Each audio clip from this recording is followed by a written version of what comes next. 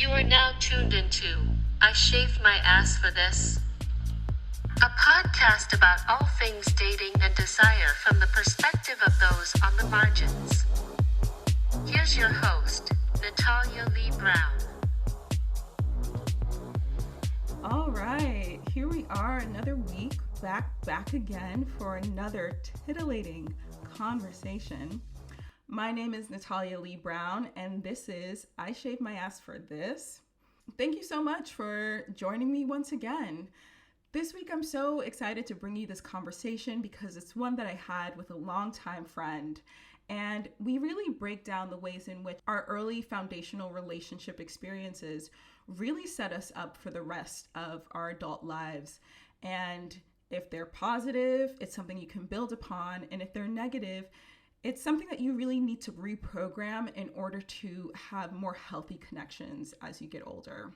I am a primarily heterosexual woman, and I feel as though when you are in the mainstream realm in terms of how you express desire, there's a lot of cultural reinforcement that encourages you to kind of go along this path. You know, if you think about Valentine's Day, there's always a guy and girl holding hands. I wasn't met with violence if I liked somebody and they didn't like me back. Embarrassment, sure. But violence, no, that wasn't something I ever really considered or feared. And with my guests today, they really break down how not fitting into the mainstream impacted their foundational experiences and really led them to reconsider the way that they go about seeking intimacy and partnership. So to kick things off, let's do a little story time.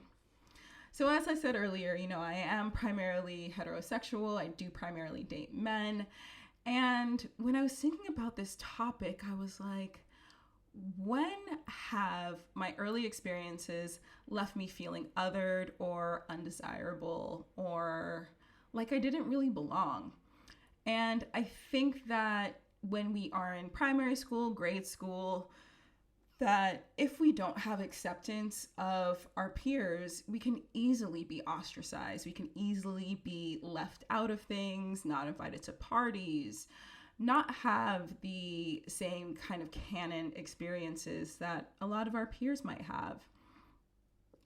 And so while there are a lot of things about me that did fit into this mainstream paradigm, when I was in grade school, I went to a school that was primarily white, and most of the students were really well off. And it was such a culture shock for me to enter into that school as an 11-year-old who was from a family that didn't have much and was Black. It was a shock. And as I grew into being a sexual being and having these desires for my classmates, I was often shut down and left out because kids can smell the pour on you, and I feel as though the aroma is even stronger when you're of a different race or a different religion. There's kind of this consensus amongst kids and amongst your peer groups that, listen, not you. Anybody but you. And there have been so many ways that I've been told that throughout my childhood that really left me questioning my desirability, really left me questioning if I would ever have those kinds of experiences with puppy love and romance that I saw my peers have. And most of my young adult life I spent in Jamaica for school holidays and, really close with my grandmother. So I would go and see her a lot. And I think that the reason why I never had issues with my race was because I was exposed to an all-Black society from a very young age. Listen, Jamaica has issues with colorism. They have issues with modesty and sexism. Jamaica has issues.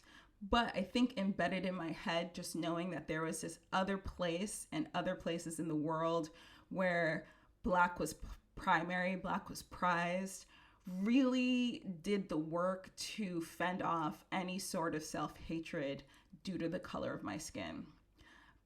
but I really did have self-esteem issues over the way I presented, my worthiness in terms of finances, and really desiring just pure young love.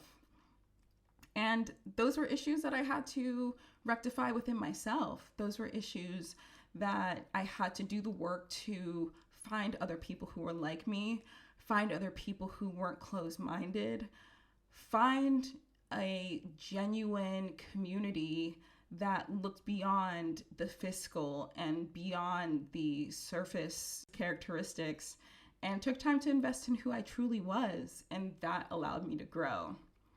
There are constantly things in our everyday life that tell us that we're not enough, that we'll never have, that we'll never attain or accomplish.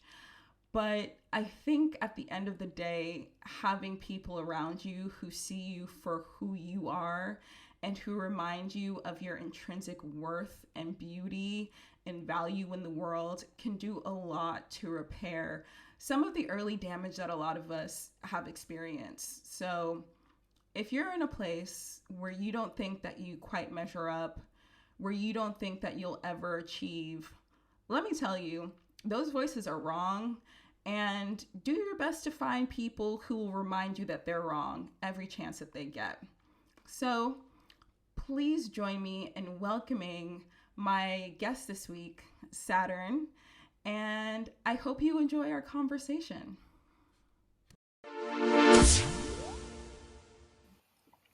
All right. Hello. I am here with the illustrious Saturn. I'm going to let them introduce themselves because I don't think I have words that can do it justice. Please, baby, let the people know who you are and what you're all about. Well, hello, everyone. I am the illustrious Saturn, the elusive Chantus.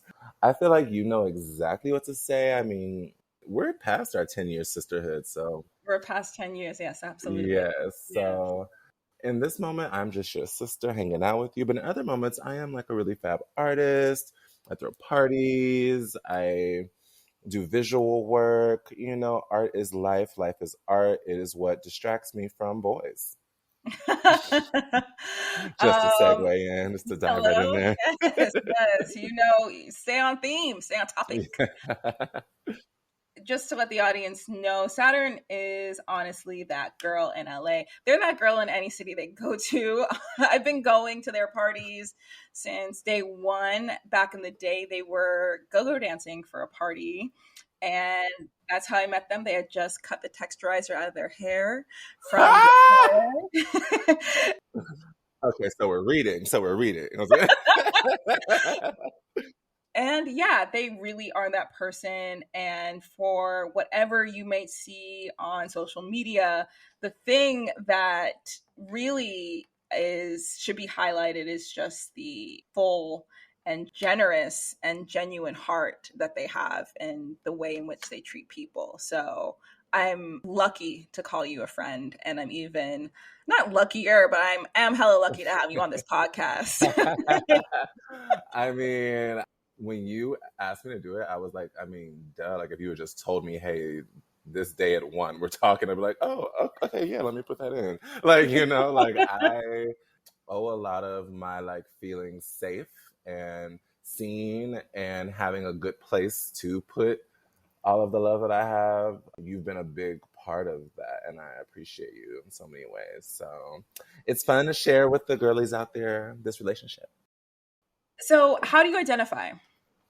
You know, I believe in they, them as a generic term for any existing person, because I think the problem is that we start with gender and it's like, gender's a construct. I know that people are like, no, but I'm a woman and some people are men.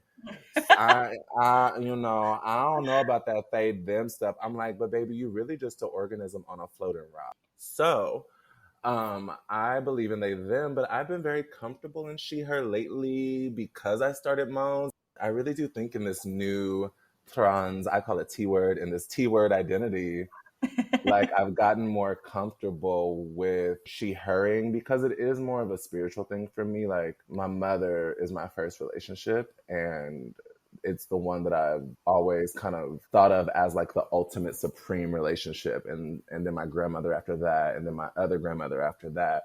So my relationships to women and being in women's world is so intrinsic to me that this step feels natural, but it feels really labored. So this long explanation of how I identify is I just really wanted to explain the journey of it, because it is so nuanced. I think there's so much trans that media, Right. but it is very, very nuanced for me. Absolutely. And I think that the discussion is lacking nuance because, you know, you have people out there just envisioning like this man with a 5 o'clock shadow and broad shoulders and a dress, you know? I love the way you put it because, you know, it's okay not to feel comfortable in your skin sometimes. It's okay to present as a different way, and just being like, it's this or that. And then there's this group in between. It's like, it's still missing the point of nuance. So yeah, who do you usually date? Who? That is so funny to me, because then I just show how basic I am. I'm like, men. You guys can't see me, but I'm like cheesing really like pageant wise. Like, I just said world peace, men. Like, I date men like any other, fool. All types, all types. Absolutely. So, you know, I just wanted to break the ice, even though the ice between us is non-existent, but Yeah. I wanted to break the ice for conversation. And if you could just tell us about like a dating story, like a quick and dirty dating story, maybe an embarrassing one, a funny one that you want to forget. I don't know. Take us on a journey. Okay, so it is the death anniversary of Des. Oh, today? Audience, the 10th, but Oh my goodness. it's within the week, basically. Audience, Des is an old flame of mine. I would say the original flame, because I was just thinking about recently, like, I don't have a lot of game. I think I am the game. Like, you know how JT says, I don't work jobs, bitch, I am a job. I really get what that means. Like, I don't have game because look at me, be around me. That's the game, baby. The feeling that you get, that's it. You like that? Come here, So I was thinking about how when I first met Des, he had the best game ever. It was my birthday, which is also nuts, because I'm thinking I must have met him around this time too. It was a few weeks after I had danced at Blow Up, which was this club in San Francisco, really fab. Me and Natalia met there. It was really the vibe. So we had just had a party. And a few weeks later, I was like, oh, girl, you know what? Let's go out with my friend Bobby. And I was like, girl, that cute boy at the door of Rickshaw will let us in. So we was like, okay, period. We're going to go. I think I had a Caesar fade. Yes, you did. With waves, though. Hey, with waves. Okay. Wait, waves on swim, so they hate on them. Him. See how I did that? See, I got bars. No. So we went, and I was like, hey, boy, what's up? How you doing? Yeah, remember me? He was like, yeah, what's up, Saturn? And I was like, oh. So we want to come inside tonight. He was like, duh, come on. So he lets all my friends in and then puts his hand in front of me. He's like, hang out with me for a second. I was like, ooh, for what? But okay. So we sitting outside. I'm just like, he's not really trying to talk to me. He just want to be cool. Yeah, I'm cool. What's up? We cool. So we get to talking. He says something like, I don't eat pussy. And I'm always riding for my girl. So I was like, you don't eat pussy. You want a bitch suck your dick, but she don't eat pussy? What the fuck? He's like, yo, whoa. I don't eat pussy because I'm gay. He was trying to drop a little bar. He was trying to drop a little hint.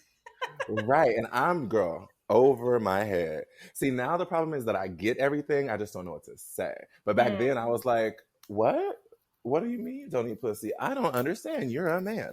But he was like, I don't eat pussy because I'm gay. And I'm telling you because I'm flirting with you. He was like, ba-da-ba, And I was like, oh, shit. And I literally ran back in the club. It was like, ah! And I told Bobby, and she was like, girl, take your crazy ass back outside and talk to him. I was like, oh, right. So I go back outside and he's like, what is this crazy lady doing? Like, what is the tea? And he was like, why don't you give me your number so you can go have fun with your friends? I was like, oh, He pulls out his little flip phone, girl. Let me not give my age away or your age away, but it was a long time ago, but it wasn't that long It ago. So I wasn't was that like, long ago. It wasn't. But also San Francisco was on a different tee, you know, because the girls, we weren't clocking people's phones like that. Like if somebody we picked up, weren't. we weren't. We were just like, okay, it works, you know. Like here, you gotta have the newest. And I loved growing up in that era because people Same. didn't give a fuck. We were so unself conscious. Yeah. Well, and we weren't shady. I think the beautiful thing about San Francisco and that time is that you made friends based on your soul. But also, iPhones were expensive and it was okay to not spend all your money on an iPhone. Now, baby, you could be down bad, real bad, but you got you an iPhone with every app on it. And some of the apps might have in app purchases because you Yep, have to have that now. you have to. You're not in the future. Oh. You're not in the future if you're not. But Mm-hmm. I shared that story to say I've been thinking about like, because I don't know if you feel this way, but I often feel like it's like, I mean, I don't want to out you, but we're intense people, right? Like, The cat's out of the bag, y'all. I have a little intensity to me, but you know, being an adult means accepting all my parts. Yeah, we are, this and is that's why we the connect. Because I'm like, you did what? And I'm like, yeah, girl, I get it. exactly. This is the end of the Scooby Doo episode. We're intense. No, but everything doesn't have to be like, even if I'm like intensely feeling you, everything don't have to be like, I like you. What do we do now? Like, bitch, sometimes I'm just flirting with you. Right, right. So thinking about him and thinking about him saying that to me, like this boy ended up being so intense, audience. Like, girl, this man put me through the ringer until he went home to glory. Okay. But he was down in that moment to be like, hey, I'm flirting with you. You down? Like, you know? I'm like, why don't I say that? Like, cause I be really hanging out with these boys and they be, I think sometimes too, they're like, damn, this bitch want to get married and have kids. I don't know if I can do that. I'm like, yo, I know I said that, but that's just how I be talking to my friends. I'm just flirting with you. So Right. I was like, what if I just be like, hey, you know I'm flirting with you, right? Like just to see like what it, because then it's like, well, bitch, it was just a flirt. What's your problem? You know what I mean? Like Right, it right, doesn't. You're not setting yourself up for this intensity, right. or like for them to fear the intensity, I should say. Mhm. So I don't know. I shared that story because it really that really is where I'm at right now. I'm like, bitch, I'm just flirting. That's cute. You know, I feel also we have like similar dating struggles in terms of finding somebody to match our energy. But a while ago, you lifted the veil on something that I didn't even think about. You know, as a cis, straight leaning woman, there's space in coming into your sexuality to like be embarrassing, put yourself out there. And you know, the worst that happens is like you're a little bit embarrassed, like you don't have to fear violence or, you know, ridicule or exclusion on that scale because there's a place in society for you to express those kinds of things. And I think that a while ago when we were discussing our dating woes, you kind of like put me onto game. You're like, I've only been out and doing this for like X amount of time. Like as an adult, I didn't have that time in my adolescence. Like everything was a secret and that's how I operated. I don't know. I'm interested to hear how you came into dating adulthood and like what your life looked like before that.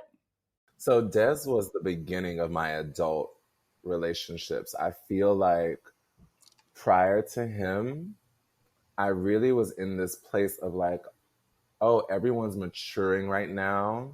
Because even I will say, there is this thing that a lot of gay and queer people do get to experience, like turning 18 and going to a gay club, and or even like getting on Grinder for the first time as an adult. Like I feel like I did so much in my youth, and it was always like some straight boy hitting on me and us doing things and me knowing and then also being told to keep it a secret. One, for him, secondly, for me. But even within our moments, there was always this denial of what we were doing on his part, or on, there was a lot of them, but on their part. I grew up feeling like a cunt bitch because I was having these experiences, but I also didn't grow up thinking about how to be normal. Always felt so ostracized and so different, because something that I've downloaded now is that like when you're a gay boy, they tell you you act like a girl. And then when you're a trans woman, they want to be like, but you're a man, right? So I just grew up being like, I'm really weird and really different. And I was super into art. So I just like accepted that these were my experiences. But as I was like 18, 19, 20, 21, 22, before meeting Des, I was like, I'm probably just gonna be like one of those weirdos that just doesn't like have anybody for some time. Like it'll happen later, but I just don't know when, because I just saw all my friends like thriving sexually. Here we are again. It is commercial time. Remember to drink some water, get your stretches in, shake it out a little bit. And we are at another week and no sponsors. So I'm going to take this time to plug something that has been useful to me during this time of strife and heartbreak. Seeing constant images of genocide has really eroded my faith in humanity and has made it really difficult to locate myself and some of the actions that I would like to take in the midst of all of this heartbreak and chaos. So if you're like me and you are looking for a grounding book, I'm going to recommend a work by Frantz Fanon. It's a classic, and it really breaks down the strategies of colonialists and the way that they characterize people who they are subjugating. It has really enabled me to draw a through line from our past and apply the concepts to our present. It is Frantz Fanon, The Wretched of the Earth, and I think that it's just a great foundational piece to read if you're trying to wrap your head around how the hell we got here. I'll leave a link in the show notes, and I really want to encourage everyone not to forget their heart, not to forget their humanity, not to forget that we should care because each life matters. And if history were to go in a few different directions, it could easily be us. So let's take care of each other. I barely could have a conversation because I never had one. I never had a talking stage. It was always like, hey, you want to hang out? And at some point during the hangout, it was like, hey, you suck dick, right? I'm sorry. Girl, I'm so serious. Oh, God. Girl, I told you that when I was 15, I was dating my mentor at church. Yeah. And literally, he asked my mom, could he mentor me? I'm thinking I'm a cunt bitch, so I knew he wanted to fuck. And she was like thinking, ooh, you about to make my baby a man finally, that's what they need. They need an example. I was like, girl, bitch, you don't know shit. I'm a fucking bitch. Girl, I am a sissy cunt boots. It'll never happen. So anyway, but I do know he wants to have sex with me. So I said, oh my God, yeah, dude, let's meet up. Dude. So, right. Just throw a little something in there. So we hang out. He was supposed to pick me up at 6, which is an appropriate time to pick up a child because I was 15. He was 21, 22. He picks me up at 9 because he ended up doing something. But, my mama didn't care because here I am about to become a man. So he picks me up and we hanging out. We have nothing to talk about. Nothing. Car ride, quiet. I take it upon my young ass to be like, you want to pull over? And he was like, yeah. He was like, I smoke weed. You want to smoke weed? I was like, all right. Girl, I am inhaling and blowing. Girl. Oh, from the church? Girl. Which I already knew enough after school specials. When a nigga offer you weed late at night and you sexy, he about to get you high and touch on you.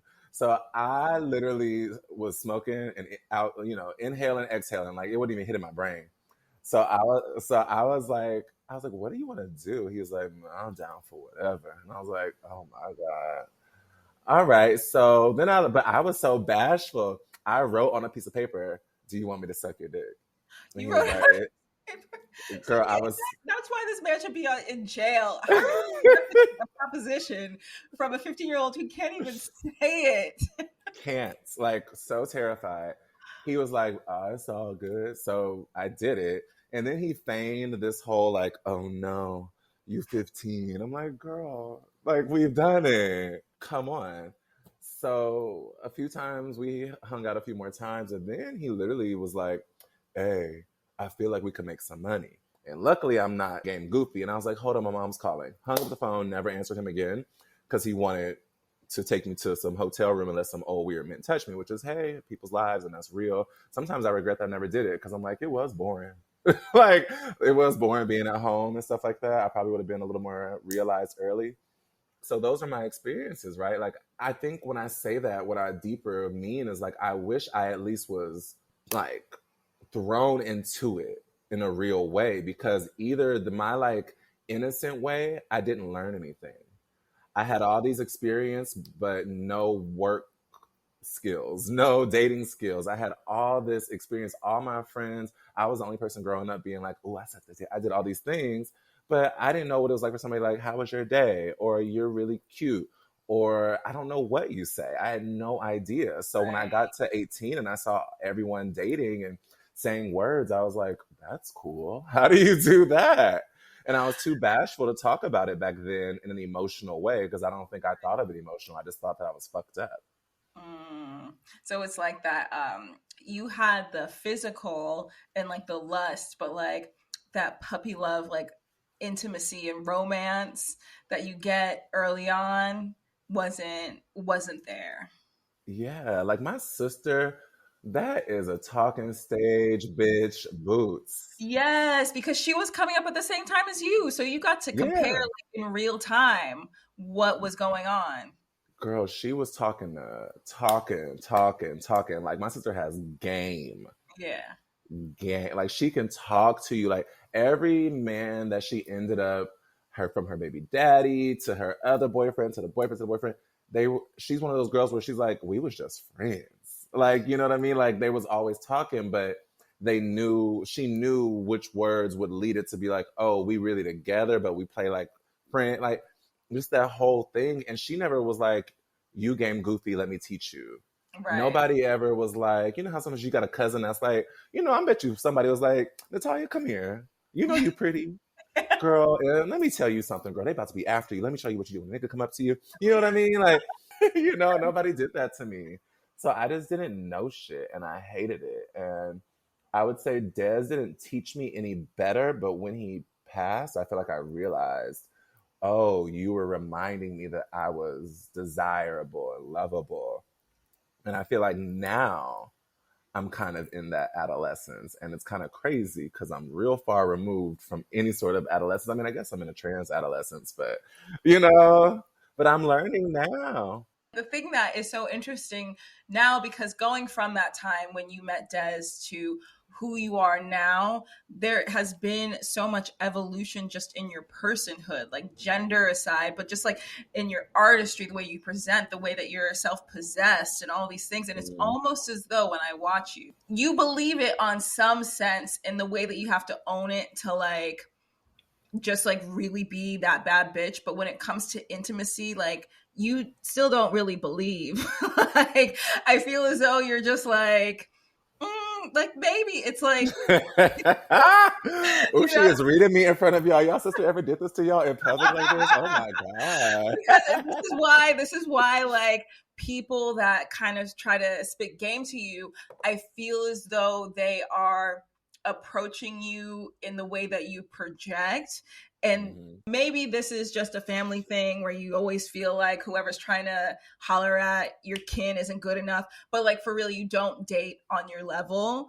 And so when you do get these little scrappy bits that come and have some kind of gall and the audacity to be around you, then you're sweet and they think, I don't know what they're thinking. I wish I knew, but like I feel as though if you owned your cunt in that relationship space a bit more. Yeah. Come here, boy, kiss me. You want to touch on me, boy? Wait, earlier before pod, we were talking about Dangerous Rose. Shout out to her. I love her so much. I do like the best impression of her because when she's around boys, she'd be like, come here, boy. You like me? You want to kiss me? Like she's so, and it's fun. Like she's fun. Like I love that. I love that ability to flirt. I think when I'm nice, I think they go, "Oh, this is Granny."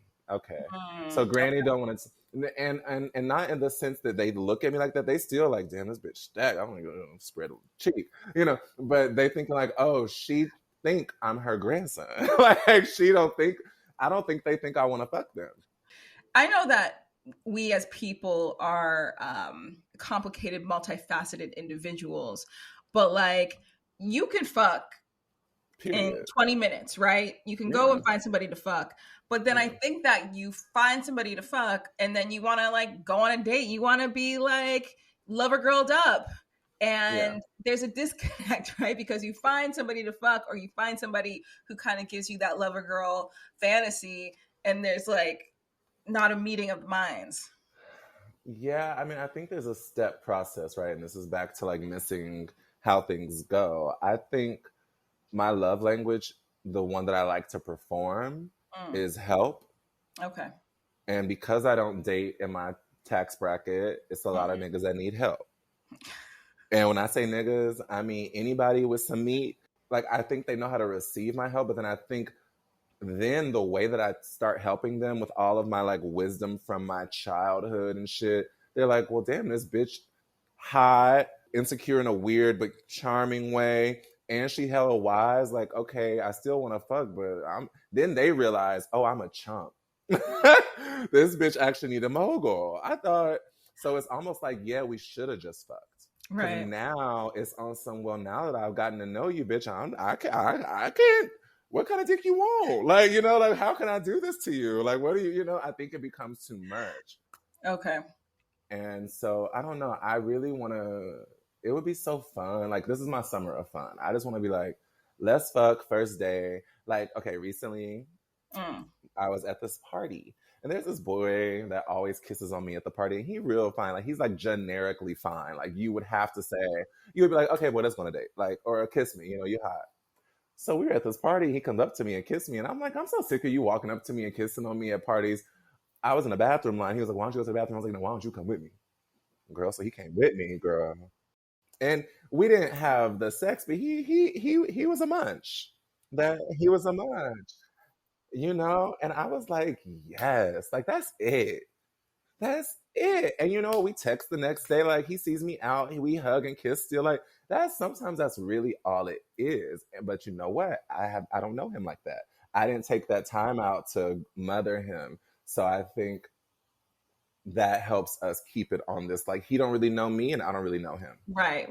Whereas these other ones I get to know and they get to know me, and I just think it becomes complicated because they can't just bang a nut out on me. They gotta be like intentional and clear and like they gotta be their best selves. And I didn't tell them that. That's how I'm assuming that they feel, because there's been enough of them for me to be like, it's a pattern with y'all. Like, I be crushing hard on like a dude and you be like, you kissed him, y'all fuck nothing, because I didn't mother him. I didn't let him suck of the tit. I've always said this. I see something better for you Me in too. a few, no, I know, but in a few years time, because you know why? Because your ass is still in the club. Your ass is still surrounding yourself with these people that you see at parties and like, cute, that's fun, get your ass munched on. Like I live, but who out here that has good relationships, solid relationships, who's smart, who has a lot going for them, who is ambitious, met their person in the club or at the kickback. Drake said, I Oh, need someone who can rescue me. Take me out the trap, take me out the club. That song did something for me. Those lyrics, take me out the trap, take me out the club, come get me. Yes, I would love it. But my thing is though, why can't I have fun in the meantime? People be fucking each other. They be having fun with each other. I know my man is somebody else. yeah. Totally. Because it's just speaking to the different sides. I think that that's true. People do have fun, but I also think that they treat it just as that, right? Like Yeah, you said, you didn't know, you didn't mother this guy. You see, like it's that, right? That's it. That's the move, yeah. right? Yeah, I'm always on some Mother Teresa shit. Like, Can't the save girl them said, all. Girl, today I knew just instinctually that this young man was having a hard day. I just sent him a minute long inspirational message. Not some Bible quotes. You really are, Auntie. Girl, talk about, you are a builder of life. You can create anything you set your mind to. Like, shut the fuck And like up. Joseph, you are a carpenter, and all you have to do. Like, bitch, what the fuck? Now, would that get me wet? Yes. We can. I don't know how much more time ago, but I'm gonna tell you this is dumb shit. I would have fucked um, my ex provider. Oh, okay. Oh, yeah, yeah. And it wasn't because he was cute. He definitely ain't had no meat. But it was just because, girl, like when I was down, he was gonna put me back up. When my day was hard, he was gonna tell me something. He was gonna say, "Bitch, let's get into this mirror." You know, that kind of shit. Because I've had all the other shit. I grew up on the hookup, so even if it's not for real, I still want to like. I gotta find that balance of like I'm not mothering you and you ain't gotta daddy me, but like can we care for each other? Because growing up sharing my body in ways that didn't fulfill me, and again, as a non-cis, non-straight person, I do lack the ability or the easily accessible love. Right. And I've learned that my body isn't the way to that. Do I love it? Yes. I was going to be really descriptive, but yes, I love all the things that come with when two or more people come together intimately, biblically. But I do know that I've been left with this deep desire to at least just feel cared for. Right. Even Right. just a makeout, sometimes that even just a makeout feels really good because it's not sex. It's like, oh, you care. Like this was intimate. Like, just I don't know, girl. But I do feel like I'm reaching a point where like I'm being really cognitive of it all. So hopefully that means I'm about to allow myself to have fun. Like I feel like I hope I'm having this conversation with you outside of the place that says Saturn's fun is here. Like I feel like I said, hold on, I'm gonna answer this phone call, but I'm about to walk in and we're about to have a time. And I think that a lot of times before you could really live that fantasy in whatever you do, be relationships or professionally or spiritually or whatever, there needs to be a reckoning and an acknowledgement of like what didn't work in the past, right? Yeah. How you got to the space where like that thing occurred that didn't work, so you could change course, you can change the way you present yourself, you can acknowledge, okay, each time I get into this situation, X, Y, and Z is present, so now I know I don't need to open up the door when I see X, Y, and Z signs, right? That's been a major part of my relationship and intimate evolution, where it's like, you meet somebody fine and they give you all the signs that they're crazy and you're just like, whatever, let me get free, and then the Let me thing put this happens, pussy on you. you know it's it's It's ready. healing. It's healing. But then the thing happens that you thought was going to happen the entire time, and it's just about trusting yourself and also being clear on what you want. And I'm not at the point in life to say that I figured it out, but what I do know is that once I started to do that, my relationships were less drama, less Mm. less injuring. I didn't walk away from the situation feeling as though I needed to heal. I walked away in gratitude saying, you know what? I allowed myself to open up again, and it was a good run. It wasn't for me right now, but I'm thankful, instead of being like, Amen. oh God, and going on a journey to fucking heal. Fuck that. Um and so Too. yeah, that's, I say all that to say, you're at a really good place just in terms of your own personhood to say, all right, I acknowledge this is what I want, X, Y, and Z. Because everything else that you wanted, like just in life, you've managed to manifest just by sheer force. So shouldn't be any different. Yeah, I definitely feel like this is like the last of my powers. Like I feel like the universe is like, girl, you are the charmed one, girl. Like all you gotta do is put your hand under the light of love and say, I'm going to have it, and it is yours. But I Mm-hmm. really do think it's that simple. So I do know, what did Whitney say to Diane? Whitney, what would you say the biggest issue is? Well, that would be me. You know? So I think once I get the final boss, which is me, I'll be all right. All right. And on that note, to wrap this up, I am curious, do you have any like final words for the audience in terms of, somebody is on a similar journey as you or is just sick and tired of, putting themselves out there and receiving the bare minimum back? What would you say? A few things ran through my head. I was gonna yell and be like, "Bitch, you know what you need to do. Get yourself together. Don't play no more games with these hoes out here. You are the one." Because that's how I talk to myself some days. But honestly, just be fucking for real with yourself. No one else's experience trumps yours, with good intention and generosity. Be there for yourself. If you want something, say that you want it. Go for it. Like, there's no reason to work out every scenario in which it could fuck you over. Because if you got your back, you good. And that's just the kind of comfort that I'm rolling with right now is like, bitch, just get it. And if it don't work for you, move to the next thing. It's that easy.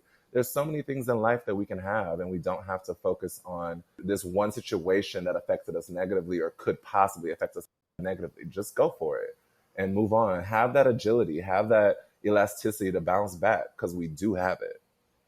Beautiful. Well, where can the people find you? Where do you reside out in these streets? Don't come to my house, but socially and digitally, I am located at Saturn Rising. Replace the G with a 9. The 9 represents the highest level of change, which is my numerology life path number. I have some cool work coming out soon, so follow and have a matcha. Thanks, babe. I'm gonna work on that. I'm gonna work on a better way to deliver that. But y'all could have a matcha on me. I mean, for me, not on me. I'm not giving on the No, yeah.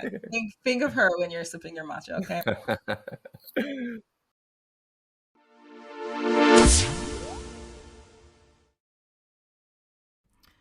Okay, there you have it. Another episode in the books. First and foremost, a big, warm thank you to this week's guest, Saturn, one of my dearest friends. I had so much fun and we got our chuckles in. I am so honored to have you in this space, sharing with you, talking about the things that we would be talking about anyway. So, lots of gratitude. Thank you. And a huge thank you to you, the listener. Thank you so much for making your way back here yet another week. I really appreciate you. And if you take anything from this episode, take the fact that each of us has the ability to heal our past wounds, to heal the ways in which we weren't treated in the regard that we deserved, and to move towards a future where we can have healthier connections, be it in relationship or platonically with our coworkers. A lot of our past pain can sometimes hinder us, and we all have it. Even if you think that yours is more obvious, even if yours is just more apparent at the moment, be gentle with yourself and know that you have the ability to transform your life in order to wake up happier, wake up more self-possessed, and wake up more firmly on the road to the future that you desire and deserve. So, I will be back here once again on Thursday. And in the meantime, subscribe. Subscribe to the podcast. Each subscription matters so much. And for those of you that have subscribed, thank you. Appreciate you. Follow me on socials. I am on TikTok and Instagram under, you guessed it, I Shave My Ass for This. I'm also on YouTube. So if you want to see my cute little peach graphic making its rotations while you hear these episodes, visit me over there. As always, be safe, be kind, and be you. Bye-bye.